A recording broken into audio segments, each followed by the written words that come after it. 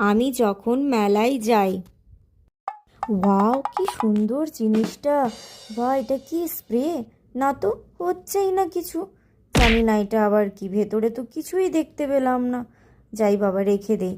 আবার এদিকে চলে এলাম, দোকান কি সুন্দর কালারটা দেখো, ব্যাপক লাগছে কিন্তু কিন্তু কিছুই বুঝতে পারছি না এটা কি কাজের জন্য রে বাবা, রেখে দিই। আরে বাপরে, কত সুন্দর বাটিটা, তার উপরে এত বড় একটা চামচ। এটা দিয়ে কি কাজ হবে সেটাও আমি বুঝতে পারলাম না। আঁকাটা কিন্তু খুব সুন্দর করা। তারপরে ঢুকে দেখি বুক স্টল। ও বাবা, এখানে ঢুকে আমার কোনো কাজ নেই, আমার আর বই টই পড়তে একদম ইচ্ছে করে না। কি কি সব ইংলিশে লেখা বই বাবা।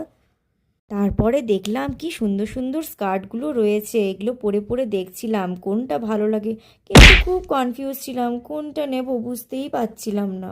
তারপরে নেব না করতে করতে অনেক বাজার করলাম, আর বাজার করতে গিয়ে দেখ